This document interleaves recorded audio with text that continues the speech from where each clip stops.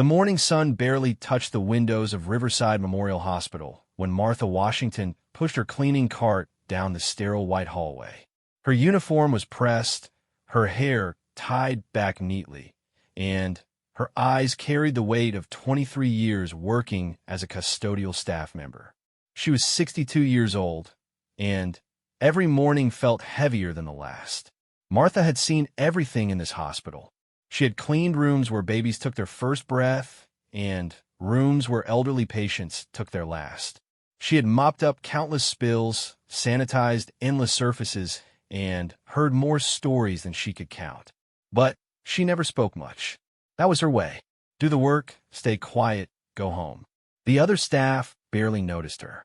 To the doctors, she was invisible. To the nurses, she was just part of the furniture.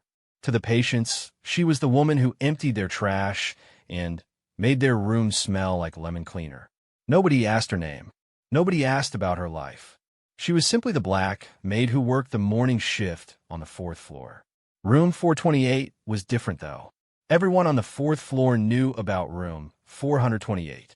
It was where Richard Carlisle stayed, and Richard Carlisle was not just any patient. He was the son of Senator Thomas Carlisle, one of the most powerful politicians in the state. Richard had been in a coma for 6 months after a terrible car accident, and his family spared no expense on his care. The room was always filled with expensive flowers. Private nurses rotated shifts around the clock. Specialists flew in from across the country to examine him. His father visited every Sunday, arriving with security guards and assistants, making the whole floor tense with importance. Martha cleaned that room every morning at 7. She would knock softly, even though she knew Richard could not hear her, and then enter quietly. The private nurse would usually be checking monitors or making notes. Martha would empty the trash, dust the surfaces, mop the floor, and leave. The whole process took maybe 15 minutes. She had been doing this for 6 months, and in all that time, Richard had not moved. He lay there, young and handsome, only 28 years old, with machines breathing for him and tubes feeding him. His face was peaceful, like he was just sleeping, but everyone knew the truth. The doctors said his brain activity was minimal. They said he would probably never wake up. His family was in denial, especially his father. Senator Carlisle insisted on every possible treatment, every experimental therapy, every prayer from every church. He would not accept that his son might be gone forever. Martha felt sorry for the young man. Sometimes when she cleaned his room, she would look at him and wonder what kind of person he had been before the accident.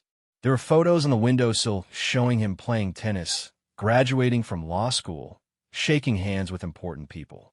He had the whole world ahead of him, and then one drunk driver changed everything. On this particular morning, Martha arrived at room 428 at her usual time. She knocked and entered. The night nurse, a young woman named Ashley, looked exhausted. "Morning," Ashley said, barely looking up from her tablet. "Morning," Martha replied quietly. She began her routine, starting with the trash bin near the door. Ashley yawned and stretched. "I cannot wait to get out of here. 12-hour shifts are killing me." Martha nodded.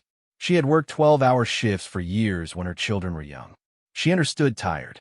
"Nothing new with him," Ashley continued, glancing at Richard. "Same as always.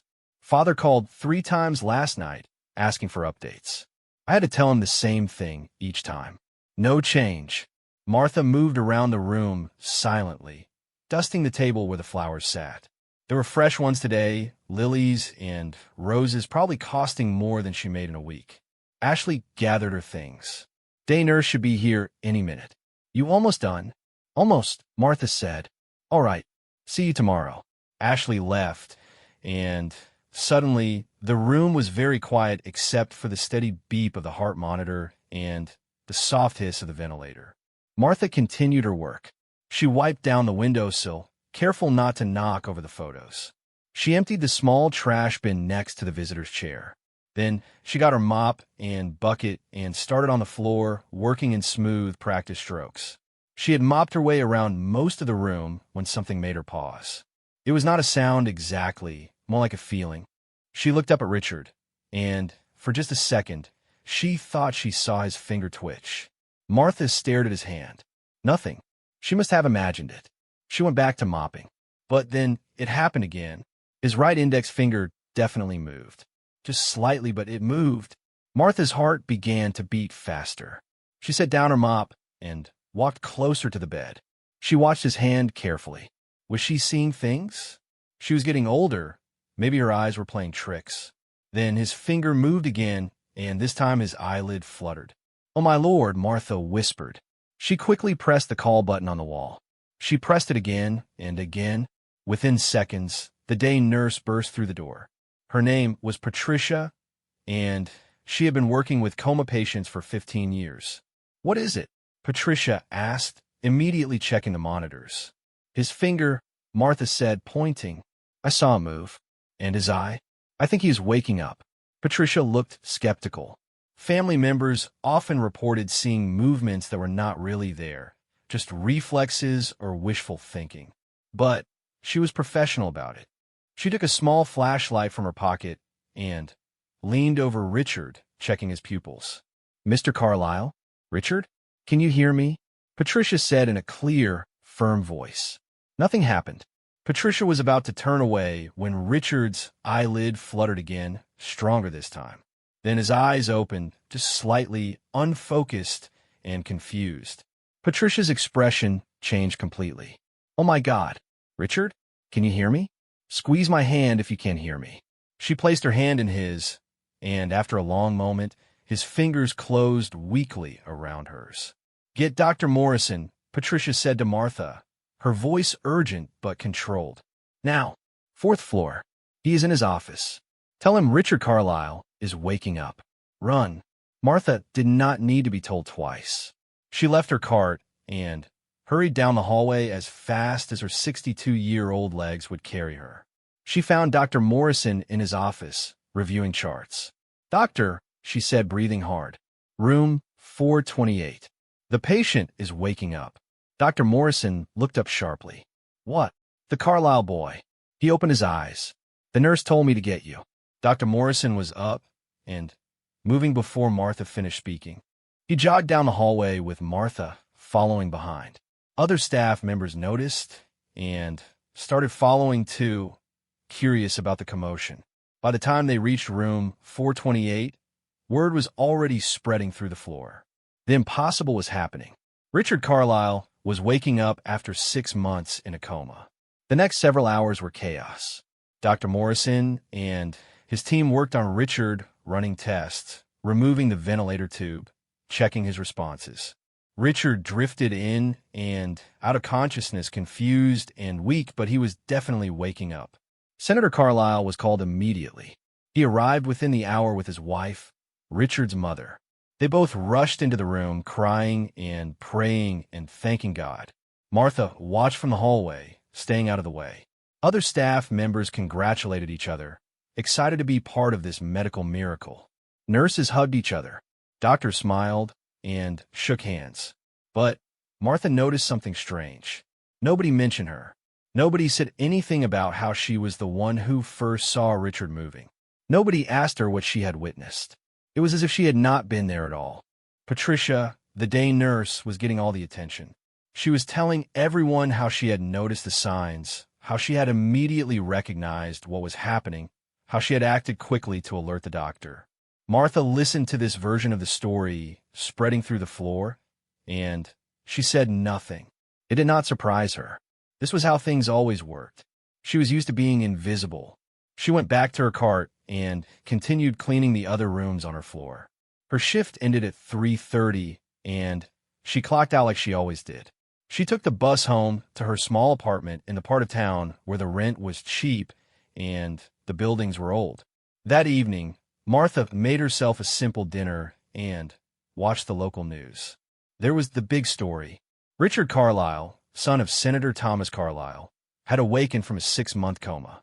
Medical experts were calling it remarkable. The family was calling it a miracle. The news showed footage of Senator Carlyle speaking to reporters outside the hospital. He was emotional, thanking the doctors, the nurses, the medical staff for their dedication and expertise. He praised the hospital for their excellent care. He talked about never giving up hope. Martha watched and waited, but her name was never mentioned. The nurse, Patricia, was interviewed. She described the moment she realized Richard was waking up. She talked about her years of experience and how important it was to stay alert. Martha turned off the television and went to bed. Tomorrow was another work day. She would be back at the hospital at 6 in the morning, pushing her cart, cleaning rooms, being invisible. But something had changed, even if nobody else knew it. Martha had seen a miracle happen right in front of her. She had been the first to notice. She had been there at the exact right moment. Maybe it was coincidence, or maybe it was something else. She did not know. What she did know was that Richard Carlisle was alive and waking up, and that was all that really mattered. Whether anyone thanked her or not, whether anyone even knew her name or not, she had been part of something important. She closed her eyes and said a prayer for the young man, hoping he would recover fully and get back to his life. Then she fell asleep, ready to face another day of being the invisible woman who cleaned the rooms. The next morning, Martha arrived at work to find the hospital buzzing with energy. Richard Carlisle was the talk of every department. Visitors and reporters were being kept away, but the staff could not stop discussing the amazing recovery. Martha clocked in and got her cart. She headed to the 4th floor as usual. When she reached room 428, she paused outside. She could hear voices inside, multiple people. She decided to come back later and moved on to the next room. Throughout the morning, she caught bits of conversation from passing staff members. Richard was fully awake now. He was talking. He was able to move his arms and legs, though he was very weak. He was asking about what had happened, where he was, how long he had been unconscious. The doctors were amazed. They had not expected him to wake up at all, and certainly not to wake up with his mental faculties apparently intact. They were running more tests, but initial assessments showed he had suffered no major brain damage. It was by all accounts medically extraordinary. Martha felt a quiet joy hearing this news. She continued her work, cleaning room after room, mopping floors, emptying trash, wiping surfaces. Just like always. Around noon, she finally returned to room 428. The room was empty except for Richard, who was now sitting up slightly in bed, looking weak and pale, but definitely conscious. A tray of food sat untouched beside him. Martha knocked softly and entered. Richard turned his head slowly to look at her. "Hi," he said, his voice rough and quiet. Martha was surprised. Patients rarely spoke to her. "Hello," she said. "I just need to clean up a bit." "Go ahead," Richard said. He watched her for a moment, then asked, "What is your name?" Martha paused, holding the trash bin. "Martha. Martha Washington." Richard smiled weakly. "Like the First Lady." "Yes, sir." "How long have you worked here?" 23 years. "That is a long time." Richard coughed, and Martha quickly poured him some water from the pitcher beside his bed. He sipped it gratefully. "Thank you. You are welcome. I am glad you are awake, Mr. Carlisle. Please call me Richard." He looked at her more closely. "Have you been cleaning my room all this time?" "Yes. Every morning for 6 months." Richard was quiet for a moment. "Then, you were there when I woke up." Martha hesitated. "Yes. I was the one who saw you move first. I called the nurse." "I thought so." Richard's expression was thoughtful. "I remember something. Not much, but something. I remember feeling like someone was nearby, someone kind. I think it was you." Martha did not know what to say. She just nodded. "Did they thank you?" Richard asked. Martha shrugged. "That is not necessary. I was just doing my job. But you were the one who noticed.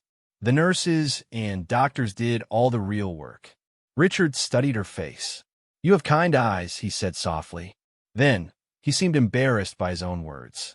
"Sorry, I do not know why I said that. My head is still fuzzy." "You need rest," Martha said. "I will let you be." Over the next 2 weeks, Richard made remarkable progress. The doctors were astonished by his recovery rate. He was doing physical therapy, regaining strength in his muscles, learning to walk again. The nurses said he was the most determined patient they had ever seen. Martha continued her daily routine, cleaning his room every morning. Each time she came in, Richard would greet her by name and ask how she was doing. Sometimes they would have brief conversations. He told her about his frustration with being weak, about his confusion over losing 6 months of his life, about his determination to get better. Martha mostly listened. She had learned long ago that listening was one of the most valuable things you could offer another person. She would nod, make small encouraging sounds, and occasionally share a simple piece of wisdom from her own life. My mama used to say that healing is not a race. She told him one morning after he complained about his slow progress. She said it is more like planting a garden. You cannot make the seeds grow faster by pulling on them. You just tend them with care and trust they will grow in their own time. Richard smiled at that. Your mother sounds wise. She has been gone 15 years now, but I still hear her voice sometimes. What did she do? She cleaned houses. Big fancy houses for rich families. She worked hard her whole life and never complained. Richard was quiet, processing this. And you followed in her footsteps. I did. It is honest work. Nothing wrong with honest work. No, Richard agreed. There is not. The conversations were always brief because Martha had other rooms to clean and Richard had therapies and tests. But something was forming between them, a connection that neither of them quite understood. Richard found himself looking forward to seeing Martha each morning. Her presence was calming in a way that nothing else in the hospital was. She did not treat him like he was fragile or like he was the senator's son. She just treated him like he was a person. Martha, for her part, was pleased to see Richard recovering so well. She had witnessed many patients in her years at the hospital, but few with his spirit. Despite everything he had been through, he was not bitter or angry. He was grateful to be alive. But Martha also noticed other things. She saw how Senator Carlisle treated the hospital staff when he visited. He was demanding and dismissive. He barked orders at nurses and questioned doctors. He acted like everyone was there to serve him. Richard's mother was quieter, but no warmer. She looked at the staff the way someone might look at furniture, necessary but unimportant. Martha stayed invisible during these family visits. She would find other rooms to clean until they left.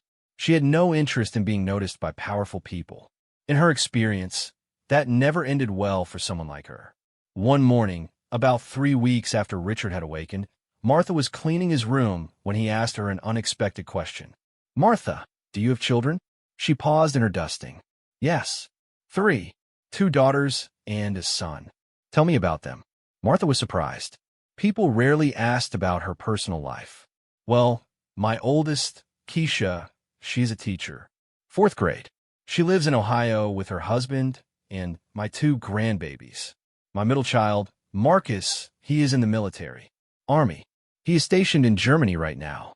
And my youngest, Tanya, she's a nurse. She works at the children's hospital across town. A teacher, a soldier, and a nurse, Richard said. You must be very proud. I am. They all turned out good despite having to grow up without much. Their father left when Tanya was just 3. I raised them on my own. That must have been hard. It was. But we managed. You do what you have to do for your children. Richard nodded slowly. My father wanted me to go into politics like him. He has always wanted that. But I am not sure that is what I want. Martha looked at him. What do you want? I did not know anymore. Before the accident, I was studying law, planning to work for my father's campaign, following the path he set out for me. But now, after all this, I feel different. Like maybe that was not really my path, it was his. You have time to figure it out, Martha said gently. You have been given a second chance at life. That is a gift. Do not waste it living someone else's dream. Richard stared at her. That is exactly what I needed to hear. Just then, Senator Carlisle entered the room without knocking. He was on his phone, talking loudly about some political matter. He barely glanced at Martha before turning to his son. Richard, good news. I have arranged for you to continue your recovery at a private facility. Top of the line, best therapists in the country. You will be transferred next week. Richard looked uncertain. I thought I was doing well here. You are, but you'll do better there. Trust me, I've already made all the arrangements. The senator finally noticed Martha. You can leave now. Clean up later. Martha gathered her things quietly and left the room. As she walked away, she heard Richard say, "Father, that is the woman who first noticed I was waking up." The senator's response was dismissive. "That is nice. Now about the transfer." Martha continued down the hallway, pushing her cart. She thought about Richard's question about what he wanted from his life. She hoped he would find the courage to choose his own path, but she knew how powerful a father's expectations could be. That afternoon, Martha was on her break in the staff cafeteria when Patricia, the day nurse from Richard's room, sat down across from her. "Can I talk to you for a minute?" Patricia asked. "Sure," Martha said, surprised. Patricia looked uncomfortable. "I wanted to say something. About the day Richard woke up. I told everyone that I was the one who noticed he was waking up, but that was not exactly true. You were the one who saw it first. You called me." Martha shrugged. "It does not matter, but it does. You should get credit. The senator is planning some kind of thank you ceremony for medical staff, and I do not think you are even included. I do not need thanks. That is not the point. It is about what is right." Patricia paused. "I felt guilty about taking credit, but I also like the attention. I'm not proud of that. But if you want, I can tell people the truth." Martha considered this. Part of her wanted to say yes, to finally be acknowledged. But another part of her, the part that had learned to survive by staying invisible, held back. What good would it do? Martha asked. People already believe their version. Changing the story now would just make things messy. Besides, you were there. You did help. That is enough truth. Patricia looked relieved and guilty at the same time. "You are a better person than me." "I'm just a person who knows how the world works," Martha said quietly. Patricia left, and Martha finished her lunch alone. She thought about the situation and realized she was not angry. She was simply resigned. This was how things had always been for people like her. The work got done, the credit went elsewhere, life moved on. But something was shifting inside her, something she could not quite name. After all these years of being invisible, of accepting her place in the shadows, a small voice was starting to whisper that maybe, just maybe, that was not right. Over the following days, preparations began for Richard's transfer to the private facility. The senator had arranged everything, and Richard seemed resigned to it, though Martha sensed he had reservations. Their morning conversations continued. Richard talked more openly with Martha than he did with anyone else. He told her about his doubts, his fears, his confusion about who he was supposed to be. "My father has my whole life planned out," Richard said one morning. "Law degree, then work on his campaign, then run for office myself when I am older. He says our family has a duty to serve." "Do you believe that?" Martha asked. "I used to think I did, but now I wonder if I just convinced myself because it was easier than disagreeing with him." "What would you do if you could choose anything?" Richard thought about this. "I think I want to help people. Really help them, not just make speeches and shake hands. Maybe social work or teaching or something where I could make a real difference in individual lives." Martha smiled. "That sounds like a good dream. My father would say it is a waste of my education and potential. Your father is not the one who has to live your life. You are." Richard nodded slowly. "You make it sound simple." "It is not simple, but it is true."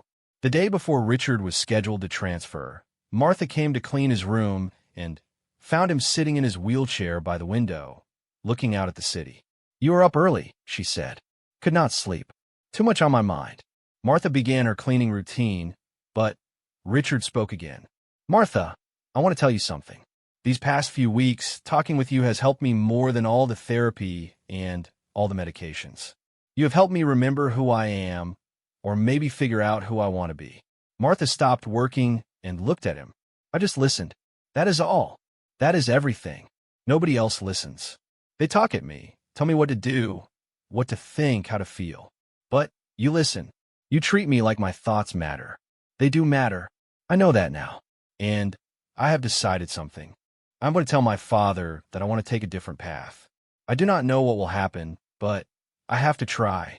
Martha felt a surge of pride for this young man. "That takes courage. I learned it from you." "From me?"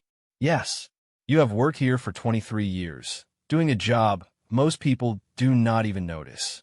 But you do it with dignity and kindness. You raised 3 children alone and put them through school. You face each day without complaint. If that is not courage, I do not know what is. Martha felt tears prickling her eyes. In all her years, no one had ever said anything like that to her. "Thank you," she whispered. Richard wheeled his chair closer to her. "No, thank you. For seeing me when I was waking up. For treating me like a person. For helping me find my courage."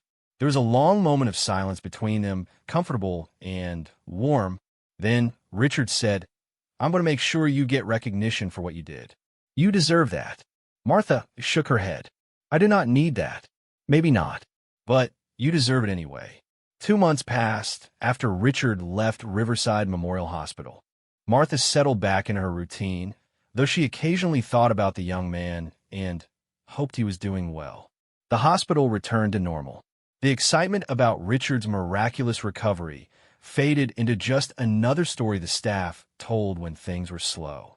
Martha's life continued in its familiar patterns. Wake up at 5 in the morning, take the bus to work, clean rooms for 8 hours, take the bus home, make dinner, watch a little television, go to bed. Weekends were for laundry, grocery shopping, and video calls with her children and grandchildren. She was content with this life. She had learned long ago not to expect more than what she had. Her children were healthy and successful. She had a steady job. She had a roof over her head. These were blessings, and she counted them every night in her prayers. One Monday morning in early October, Martha was cleaning a room on the 3rd floor when her supervisor, Mrs. Henderson, came looking for her. Mrs. Henderson was a stern woman who rarely spoke to the custodial staff except to point out something they had done wrong. "Martha, you need to come to the administrator's office," Mrs. Henderson said. Martha felt her stomach drop. In 23 years, she had never been called to the administrator's office. "Did I do something wrong?" "I do not know. They just said to send you up." Right now, Martha's hands trembled slightly as she removed her gloves and straightened her uniform. She took the elevator to the 5th floor, where the administrative offices were located. She had only been up here a handful of times, always to drop off paperwork or pick up supplies. The administrator's secretary, a young woman with bright red lipstick, looked up when Martha entered. "You are Martha Washington?" "Yes, ma'am. Go right in. Mr. Peterson is expecting you." Martha walked into the administrator's office, a large room with mahogany furniture and framed certificates on the walls. Mr. Peterson sat behind his desk, and, to Martha's complete shock, Richard Carlyle sat in one of the visitor chairs. He was using a cane, but looked healthy and strong. When he saw Martha, his face broke into a huge smile. "Martha!" Richard stood up, steadying himself with the cane. "Mr. Carlyle." "Richard, what are you doing here?" Mr. Peterson gestured to a chair. "Please sit, Mrs. Washington." Martha sat, confused and nervous. She looked between the 2 men, trying to understand what was happening. Richard spoke first. "Martha, I told you I was going to make sure you got recognition for what you did. It took me a while to figure out the right way to do it, but I am here now. I do not understand." Mr. Peterson cleared his throat. "Mrs. Washington, Mr. Carlyle has informed us that you were the first person to notice he was regaining consciousness, and that you immediately alerted the nursing staff. Is that correct?" Martha nodded slowly. "Yes, but—" "There is no but," Richard interrupted gently. "You saved my life. If you had not noticed those small movements, if you had not called for help right away, I might have had complications. The doctors told me that timing was crucial. The nurse did the real work," Martha said. "The nurse did her job, and she did it well. But you were the one who saw me first. You were the one who cared enough to pay attention." Richard leaned forward. "Do you know why you noticed? Because you actually looked at me. You saw me as a person, not just a patient or a task. That matters." Mr. Peterson nodded. "Mr. Carlyle has made a very generous donation to the hospital in your name. He has also requested that we formally recognize your role in his recovery." Martha's head was spinning. "A donation? $50,000 to the hospital's charitable fund," Richard said. For patients who cannot afford care. I thought that was something you would approve of. Tears filled Martha's eyes. That is very kind, but there is more, Richard said. I've been thinking a lot about what you told me. About courage, about choosing your own path, about doing work that makes a real difference. You inspired me to make some changes in my life. What kind of changes? I told my father I'm not going into politics. We had a big argument about it, but I stood my ground. I'm going back to school to get a degree in social work. I want to help people who do not have resources, people who get overlooked by the system. Martha felt her chest swell with pride. I'm so happy for you. I cannot have done it without you. You show me what real strength looks like. Richard paused. I also started a foundation. It is called the Unseen Heroes Foundation. It is dedicated to recognizing and supporting people who do essential work but never get acknowledged. People like you. Martha cannot speak. She just stared at him. Mr. Peterson smiled. The foundation's first award is being given to you, Mrs. Washington. There will be a small ceremony next week. Just something simple, but the local news will be there. Mr. Carlyle wants people to know your story. I do not need all that, Martha said softly. I just did what anyone would do. But that is not true, Richard said. Most people would not have noticed. Most people do not really see the patients they walk past every day. You saw me. You cared. That makes all the difference. Martha wiped her eyes. I do not know what to say. Say you will accept the award. Say you will let me tell people what you did. Martha thought about this. Her first instinct was to refuse, to stay invisible like she always had. But then she thought about her children, about her mother who had worked so hard her whole life without recognition. She thought about all the other people like her, doing important work that nobody noticed. Okay, she said finally. I will accept. Richard's smile was brilliant. Thank you. This means so much to me. The meeting ended, and Richard walked Martha back to the elevator. They stood there for a moment, two people from completely different worlds who had found an unexpected connection. How is your recovery going? Martha asked. Good. I am walking better every day. The doctors say I will make a full recovery, which is pretty amazing considering where I started. You were always strong. I could see that. I am strong now because you helped me find that strength. Richard squeezed her hand. I will see you at the ceremony next week. Martha nodded and stepped into the elevator. As the doors closed, she saw Richard waving, and she waved back. For the rest of that day, Martha moved through her work in a daze. People kept asking her why she was smiling, and she just shook her head. She could not explain it. After so many years of being invisible, of accepting that her work did not matter to anyone, suddenly someone had noticed. Someone had cared. When she got home that evening, she called all three of her children to tell them the news. They were shocked and proud and insisted they would all come to the ceremony, no matter what. Mama, this is amazing, her daughter Keisha said. You deserve this. You have always deserved to be recognized. It is just a small thing, Martha said. No, it is not. It is everything. How many times did we ask you why you kept working that hard job for so little pay?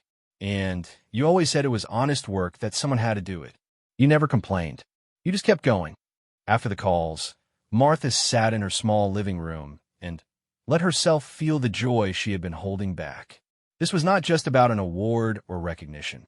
This was about being seen, about matching, about knowing that her life and her work had value. The week leading up to the ceremony was a whirlwind. The hospital was buzzing with the news. Some staff members congratulated Martha warmly. Others seemed resentful or skeptical. Martha heard whispers in the break room, people questioning whether she really deserved all this attention for just doing her job. But Martha had lived through worse than gossip. She held her head high and continued her work. She cleaned rooms with the same care and attention she always had. She was not going to change who she was just because people were watching her now. Patricia, the nurse, came to find Martha one day during lunch. I'm happy for you, Patricia said. You were right. The truth matters. Thank you for saying that. I told Mr. Peterson the real story about how I took credit when I should not have. He was not happy with me, but I needed to be honest. Patricia looked embarrassed. I am sorry it took me so long. It is okay. I understand why you did it. That makes you a better person than most." The day of the ceremony arrived. It was being held in the hospital's conference room. Martha wore her best dress, one she usually saved for church. Her children had all flown in. Keisha came from Ohio with her husband. Marcus got emergency leave from his army base in Germany. Tanya took the day off from the children's hospital. When Martha walked into the conference room with her children, she was surprised by how many people were there. Hospital staff filled most of the seats, and there were several reporters with cameras. Richard was there with his mother. Martha noticed his father, Senator Carlisle, was not present. Mr. Peterson opened the ceremony with a speech about the importance of recognizing unsung heroes. Then, Richard stood up to speak. "6 months ago, I was in a car accident that should have killed me. Instead, I ended up in a coma. The doctors did not think I would wake up. My family prayed for a miracle, and we got one.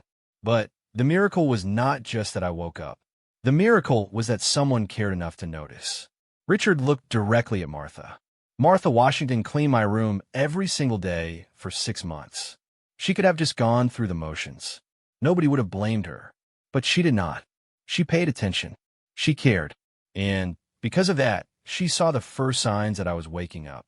She called for help immediately. The doctors told me later that those few minutes mattered. Every second counted." He paused, his voice thick with emotion. "But Martha did more than save my life. She helped me find my purpose. When I was recovering, feeling lost and confused, she talked to me. She listened to me. She treated me with a dignity and kindness that I will never forget. She helped me understand what really matters in life." Richard held up a plaque. "This is the first Unseen Heroes Award from my foundation. It comes with a $10,000 prize. But more importantly, it comes with recognition. Martha Washington, you're seen. You are valued. You matter. Thank you for everything you did for me." The room erupted in applause. Martha walked up to accept the award, tears streaming down her face. Richard hugged her tightly, and Martha could feel that he was crying too. Martha stood at the microphone, looking out at all the faces. She had never spoken in front of a group this large before. Her hands shook, but she took a deep breath. "I do not have a fancy speech prepared," she began. "I'm just a cleaning lady. I have been doing this work for 23 years. Most days, people do not even see me. I am just the woman who empties the trash and mops the floors." She paused, gathering her thoughts. "But I see them. I see the patients who are scared and hurting. I see the nurses who work double shifts because they care. I see the doctors who stay up all night trying to save lives.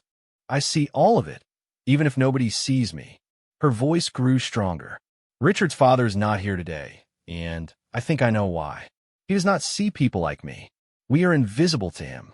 But his son learned to see, and that is the real miracle. Not just that Richard woke up from his coma, but that he woke up to what really matters." The room was completely silent now. "I accept this award not just for me, but for everyone who does work that goes unnoticed. For all the cleaning ladies and janitors and cafeteria workers and security guards. For all the people who keep this world running while nobody pays attention. We are not invisible. We are here. We matter." The applause this time was thunderous. Martha saw her children crying with pride. She saw hospital staff members she had worked with for years looking at her with new eyes. She saw Richard beaming at her. After the ceremony, there was a small reception.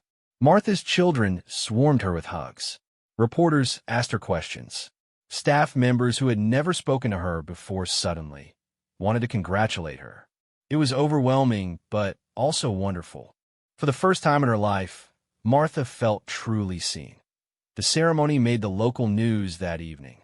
Martha watched herself on television, seeing the woman she had been her whole life suddenly transformed into someone newsworthy. The story was picked up by other stations. By the next day, it had spread to regional news, and by the end of the week, national news outlets were calling the hospital asking to interview Martha. She was not sure how to handle all the attention. For 23 years, she had been invisible, and she had been comfortable with that. Now suddenly, everyone wanted to hear her story, wanted to know about her life, wanted to make her into some kind of symbol. Martha agreed to a few interviews because Richard asked her to. He explained that the attention could help his foundation, could bring awareness to all the overlooked workers in hospitals and other places. So Martha sat down with reporters and told her story over and over again. The interviews revealed things about Martha that most people at the hospital had never known. She talked about growing up poor in rural Mississippi, the daughter of sharecroppers. She talked about moving north looking for a better life and finding work as a motel maid. She talked about meeting her husband, having her children, and then being left to raise them alone when he abandoned the family. She talked about the years of struggle, working 2 jobs sometimes, going without food so her children could eat, scrubbing floors until her hands bled. She talked about the pride she felt when Keisha graduated college, when Marcus joined the Army, when Tanya got into nursing school. "I never wanted my children to have to clean up after people the way I did," Martha said in one interview. "Not because there is shame in this work, but because I wanted them to have choices. I wanted them to have easier lives than I had." The interviewer, a young woman with perfect makeup and an expensive suit, asked, "Do you regret your choices? Do you wish you had done something different with your life?" Martha thought about this carefully. "No, I did not regret my choices. I did what I had to do to take care of my family. I did honest work. I treated people with kindness. Those are not things to regret. But you worked so hard for so little recognition. Recognition does not pay the bills," Martha said with a slight smile. "And besides, I got recognition from the people who mattered most. My children, when they tell me they're proud of me, when they thank me for the sacrifices I made, that is all the recognition I need." The interview went viral online. People shared it thousands of times, commenting on Martha's dignity and wisdom. Some people started calling her inspirational. Others debated whether the story proved something larger about society and inequality. Martha tried not to pay too much attention to all that. She still had to go to work every day. The bills still needed to be paid. The floors still needed to be mopped. But things at the hospital had changed. People who had walked past her for years now stopped to say hello. Patients asked to meet her. Families of patients thanked her for her service. Some of her coworkers resented the attention she was getting, whispering that she was acting above her station now. But most people were genuinely happy for her. The hospital administration offered her a raise and a promotion to supervisor of the custodial staff. Martha turned down the promotion, but accepted the raise. She did not want to stop doing the actual work. She liked cleaning, liked the routine of it, liked knowing she was making spaces clean and safe for sick people. Richard visited the hospital several times over the following months. He was walking without a cane now, getting stronger every day. He was enrolled in graduate school, studying social work like he had planned. Every time he visited, he made a point to find Martha and talk with her. They had formed a genuine friendship, unusual as it was. Martha was 62 years old, black, and had never finished high school. Richard was 29, white, and had degrees from elite universities. They came from completely different worlds. But none of that mattered to either of them. "You are the grandmother I wish I had," Richard told Martha one day. They were having coffee in the hospital cafeteria. "What about your real grandmother?" "My father's mother died when I was young. My mother's mother is alive, but we are not close. She is very concerned with appearances and status. I do not think she has ever had a real conversation with anyone outside her social circle." "That sounds lonely." "It is. My whole family is like that. They move in this bubble where everyone has money and connections. They never interact with regular people. They certainly never become friends with them." Martha sipped her coffee. "Is that why your father was not at the ceremony?" Richard nodded. "He was furious when I told him about it. He said I was making a spectacle, that I was embarrassing the family by giving an award to a cleaning lady. Those were his exact words. A cleaning lady. He has a right to his opinion." "No, he does not.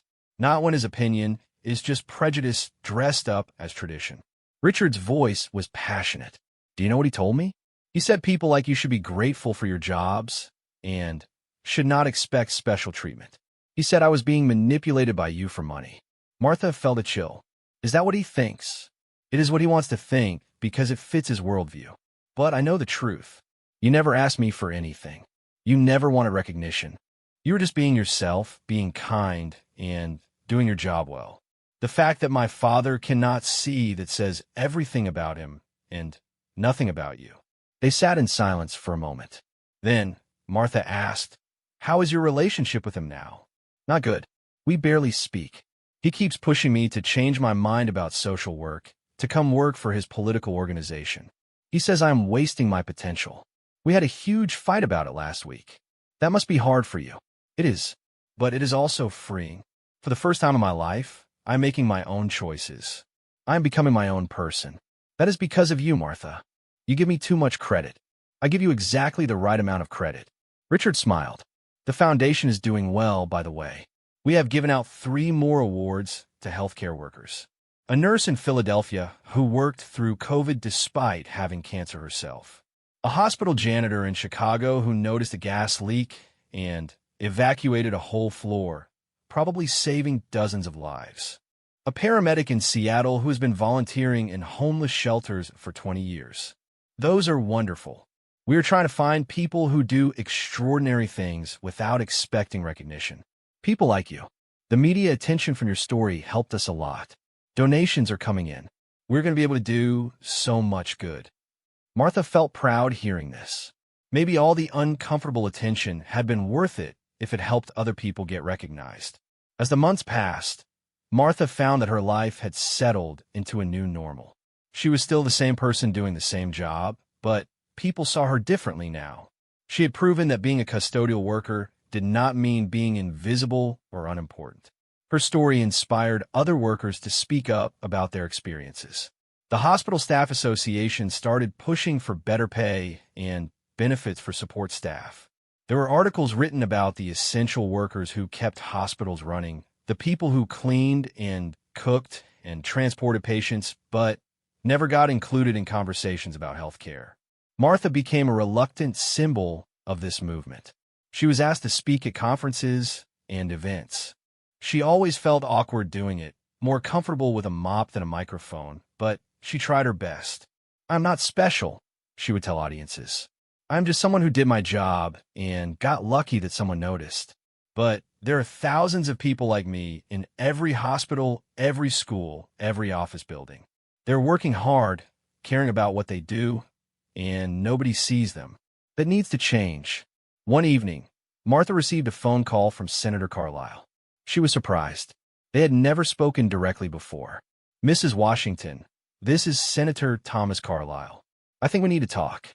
Martha's heart rate picked up. "Yes, sir. I want to apologize. My son has made it very clear that my behavior toward you and my opinions about what he did were inappropriate. He has cut off contact with me until I make amends." Martha did not know what to say. The senator continued, his voice stiff and formal. "I come from a different generation with different values. But Richard helped me understand that my values were wrong, or at least incomplete. You did save my son's life. You did treat him with kindness when he needed it most. For that, I am grateful." "Thank you," Martha said quietly. "I'm not asking for forgiveness. I know I do not deserve it. But I wanted you to know that I'm trying to be better. Richard is a good man, better than I ever was. And part of that is because of you."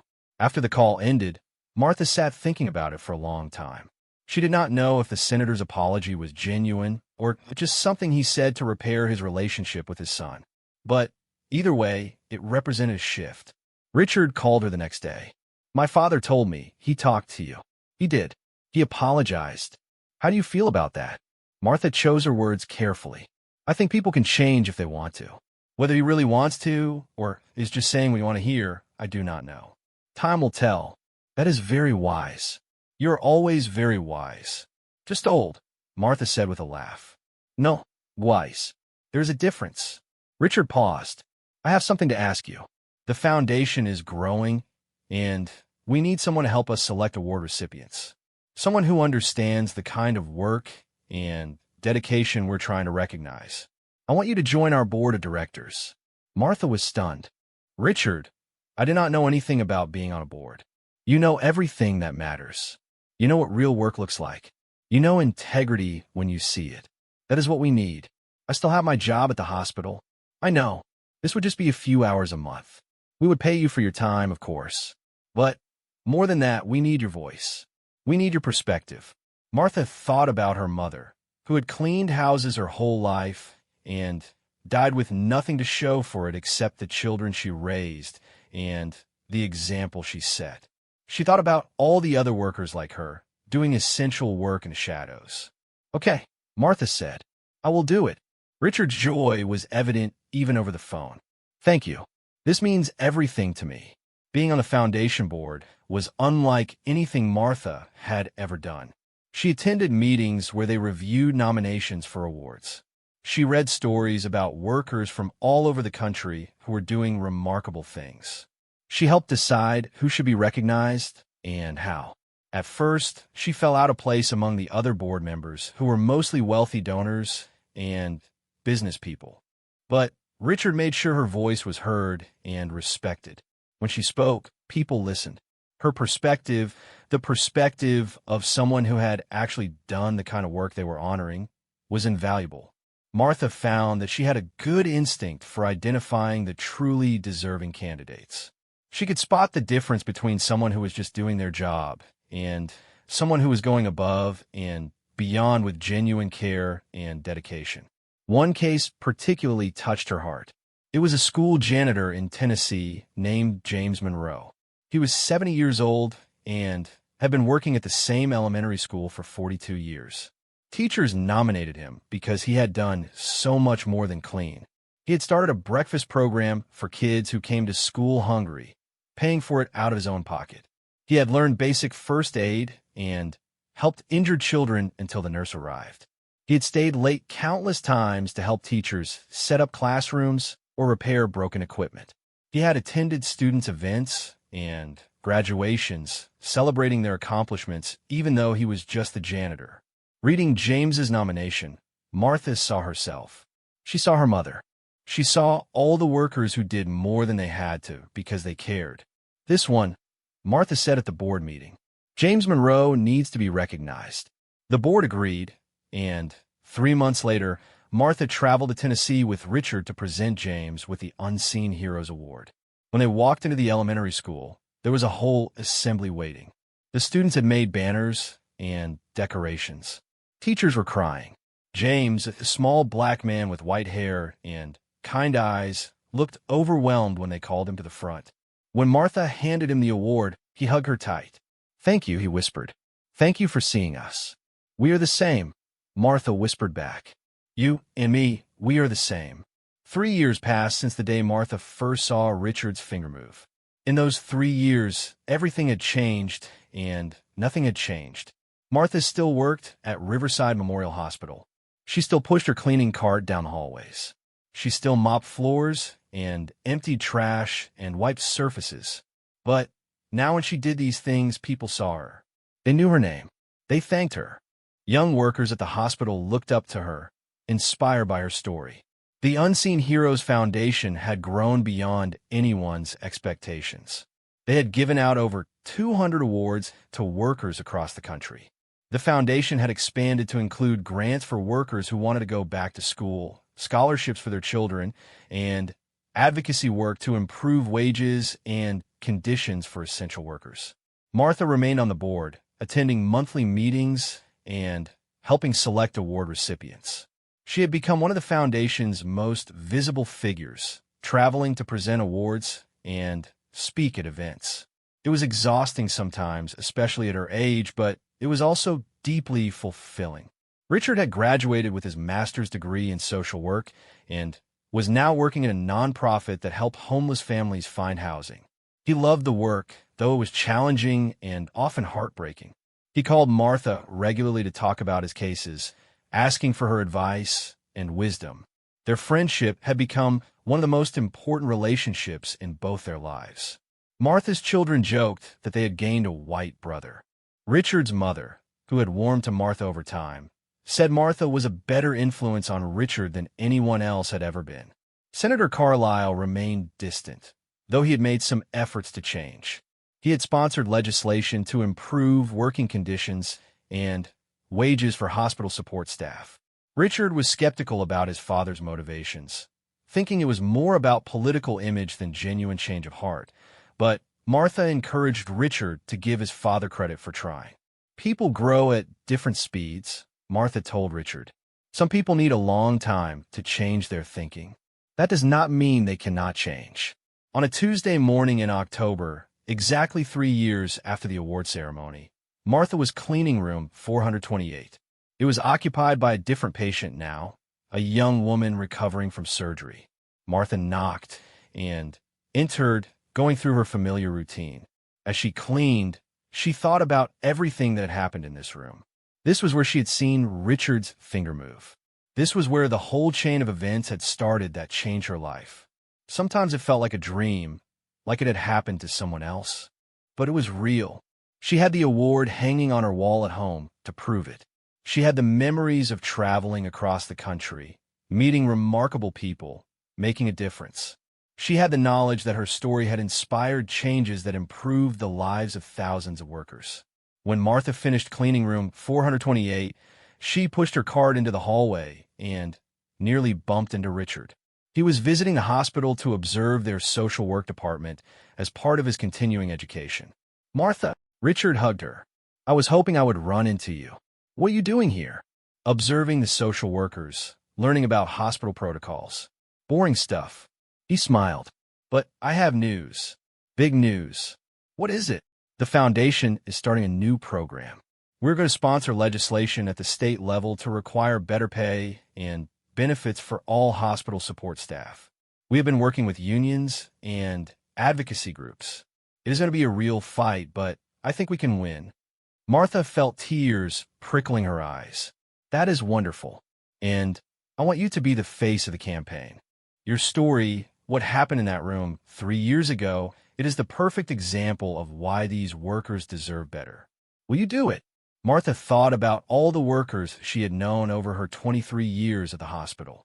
The ones who had worked themselves to exhaustion. The ones who could not afford to take sick days. The ones who had to work 2 jobs to support their families. The ones who did essential work but lived in poverty. "Yes," Martha said, "I will do it." Richard squeezed her hand. "We're going to change things, Martha. Really change them. Because of you. Not because of me. Because of all of us." Over the following months, Martha became heavily involved in the advocacy campaign. She testified before state legislative committees. She gave interviews to newspapers and television stations. She spoke at rallies and town halls. It was hard work, and there was opposition from hospital corporations and business groups who did not want to increase labor costs. But Martha discovered she had a gift for this kind of advocacy. She could speak plainly and powerfully about the realities of being a low-wage worker. She could put a human face on statistics and policy debates. She could make legislators and voters understand that these were not just abstract issues, but real people's lives. "I worked for 17 years before I could afford to take my first real vacation," she told one committee. "I worked through flus and colds and once even pneumonia because I could not afford to miss a day's pay. I am one of the lucky ones because I stayed healthy enough to keep working. But I knew co-workers who got sick and lost everything because they had no paid leave, no good health insurance." She paused, looking at the legislators. "You all have good salaries, good benefits, paid vacation. You would never accept working under the conditions that we work under. Why should we accept it? Are we not human beings too? Do we not deserve dignity?" The campaign gained momentum. News stories featured workers sharing their experiences. Public support grew. Some legislators who had been opposed started changing their positions. Senator Carlisle surprised everyone by becoming one of the bill's sponsors. Richard was suspicious at first, but Martha reminded him that they should accept allies wherever they found them. "Your father is making a choice," Martha told Richard. "Maybe it started as politics, but he is still making a choice to do the right thing. That counts for something." The bill passed the state Senate and moved to the House. There were negotiations and compromises. Some provisions were weakened, others strengthened. But the core remained: significant increases in minimum wages for hospital support staff, mandatory paid sick leave, and improved benefits. On the day of the final vote in the State House, Martha sat in the gallery with Richard, his mother, and dozens of workers from hospitals across the state. The debate was intense. Some representatives gave passionate speeches in favor. Others argued against the cost. When the vote was called, Martha held her breath. The bill passed by a narrow margin. The gallery erupted in cheers and tears. Workers hugged each other. Martha found herself crying, overwhelmed by the magnitude of what had just happened. This was not just a symbolic victory. This would change real lives. Workers would be able to afford rent, buy groceries, take their children to the doctor, maybe even save a little money. Richard hugged Martha tight. "We did it. You did it. We all did it together," Martha said. That evening, there was a celebration at a community center. Workers from across the state came together to celebrate the victory. There were speeches and food and music. People thanked Martha over and over, telling her she was a hero. But Martha did not feel like a hero. She felt like someone who had gotten lucky, who had been in the right place at the right time, and who had chosen to use that luck to help others. That was all. James Monroe, the school janitor from Tennessee, had traveled to attend the celebration. He found Martha in the crowd. "You changed my life," he told her. "Not just with the award, though that was wonderful, but you showed me that people like us matter. You showed me I did not have to be invisible." Martha hugged him. "You were never invisible, James. You just needed people to open their eyes." As the celebration continued, Martha stepped outside for some air. She stood alone in the cool evening, looking up at the stars. She thought about her mother, wished she could have been here to see this. She thought about all the years of hard work, the struggles, the times she had felt worthless and forgotten. She thought about a young man in a coma, and the moment she had seen his finger move. Such a small thing, really. Just a tiny movement. But it had changed everything. Richard came outside and stood beside her. They did not speak for a while, just stood together in comfortable silence. Finally, Richard said, "Do you ever think about what would have happened if you had not been in my room that morning?" "Sometimes, but there's no point in thinking about what ifs. I think about it all the time. If you had not noticed, if you had not cared enough to pay attention, I might have died or suffered brain damage. But even if I had woken up on my own later, I would not have met you. I would not have learned what you taught me. I would probably be working for my father's campaign right now, miserable and lost." Martha smiled. "You would have found your way eventually. Maybe, but you made it happen sooner. You gave me direction."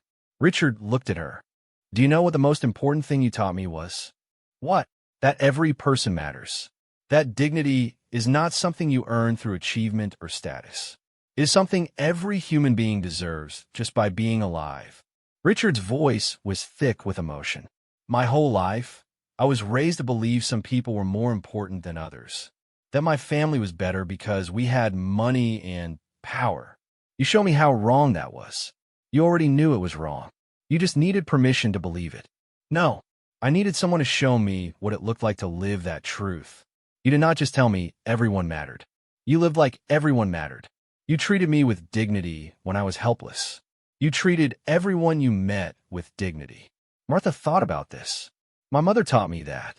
She used to say we are all God's children, and God does not make some children more valuable than others. Rich or poor, black or white, educated or not, we are all equal in the things that matter. Your mother was a wise woman. She was, and she would have been proud to see what happened today." They stood together a while longer, two unlikely friends who had changed each other's lives, and in doing so, had helped change the world just a little bit. Martha returned to work the next day. The hospital was buzzing with news of the legislation's passage.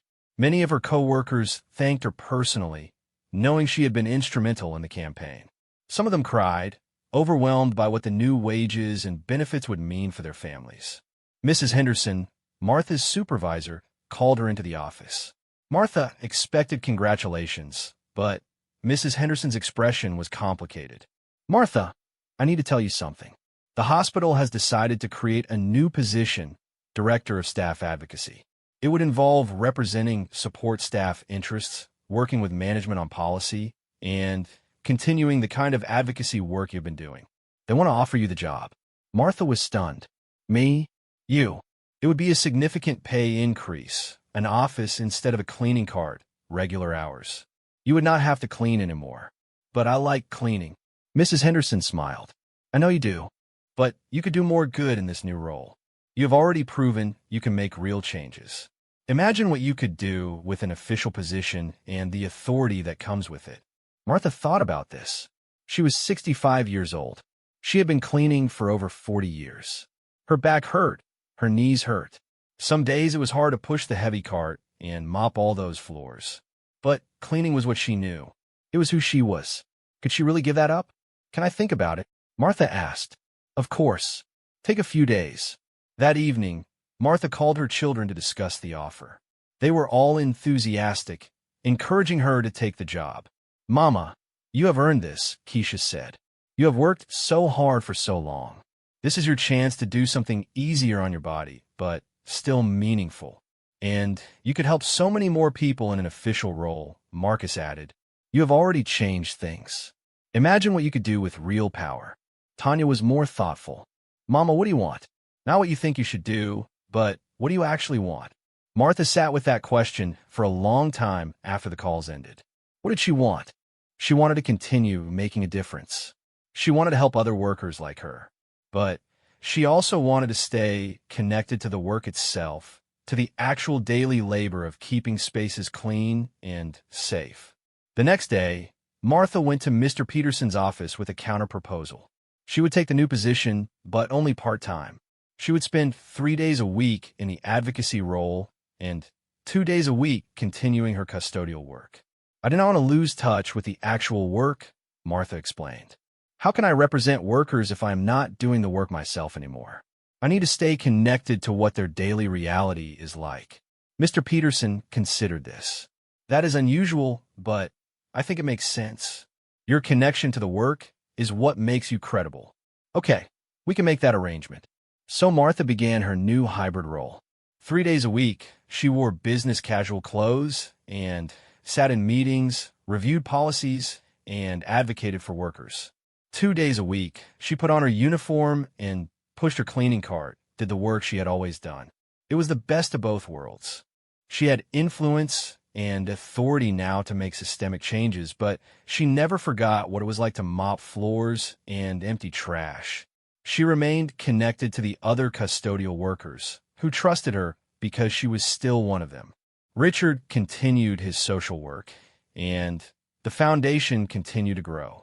They stayed in close contact, talking regularly about their work and their lives. Their friendship had become a permanent fixture, as steady and reliable as anything in their lives. On the 4th anniversary of Martha noticing Richard waking up, the hospital held a commemoration ceremony. They unveiled a plaque in the hallway near room 428. It read, "On this floor, October 15th, Martha Washington's attention and care helped save a life and started a movement.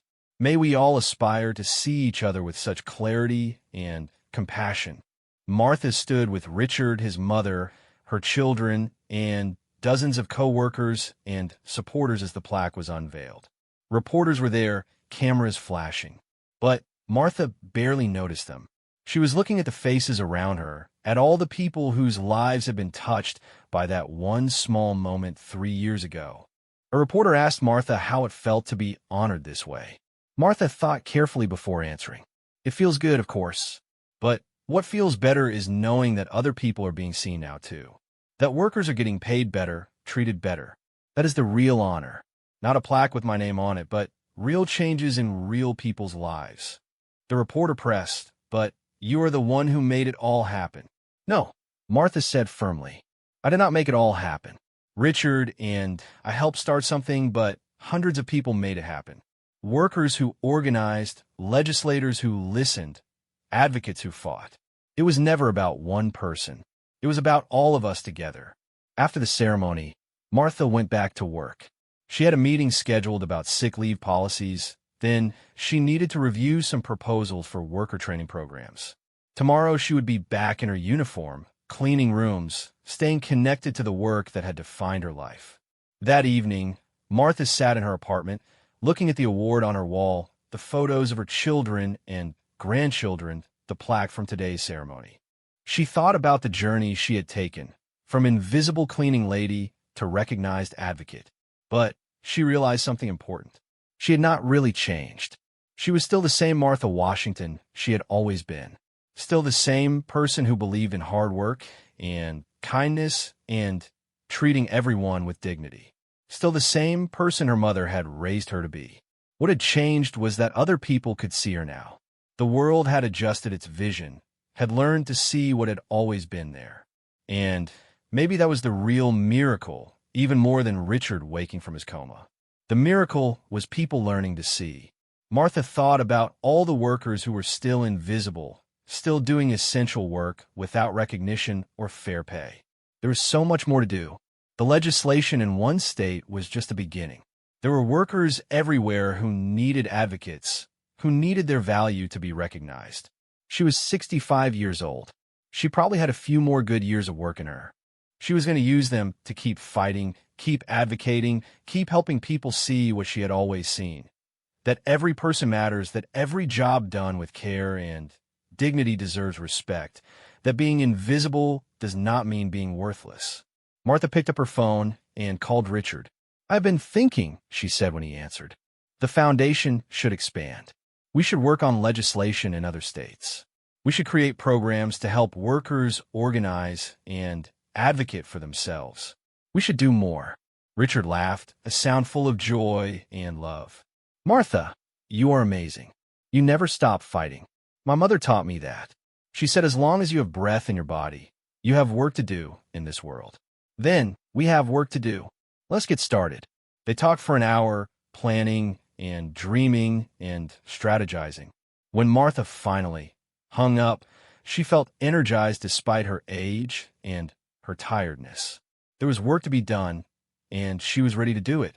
She looked once more at the photos on her wall, at the faces of her children and grandchildren, at the award that represented so much more than just one moment in one hospital room. She thought about her mother and all the other workers who had come before her, who had worked hard and stayed invisible and never gotten recognition. "This is for you," Martha whispered to the photos, to the memories, to all the invisible people who had made the world work. "This is for all of us." And then Martha Washington, once invisible but now seen, turned off the lights and went to bed. Tomorrow would bring more work, more challenges, more opportunities to make a difference. She would face it all with the same dignity and determination she had always had. Because that was who she was. That was who she had always been. The world had just finally learned to see it. The assembly was beautiful. Students sang songs for James. Teachers told stories about all the ways he had helped them over the years. The principal gave a speech about how James was the heart of the school, even though he had never taught a single class. Watching all of this, Martha felt something shift inside her. She understood now why Richard had pushed to recognize her, why he had made such a big deal about it. It was not just about one person getting an award. It was about changing how society saw certain kinds of work and certain kinds of people. The next day, Richard was transferred to the private facility. Martha was not there to see him leave because she was cleaning rooms on a different floor. She did not think much of it. Patients came and went. That was the nature of hospital work. She assumed she would never see Richard Carlisle again. He would return to his world of privilege and politics, and she would continue in her world of mop buckets and cleaning carts. Their brief connection would fade into memory. But Martha was wrong about that. She had no idea that everything was about to change in ways she could never have imagined. The story of the invisible woman and the senator's son was just beginning, and it was about to shake up more than just one hospital floor. She finished quickly and left the room. As she pushed her cart down the hallway, she thought about the brief conversation. Richard Carlisle was different for what she had expected. He was polite. He looked at her like she was a real person, not just a help. That was rare. No one believed it could happen until the black maid entered his room HFY story.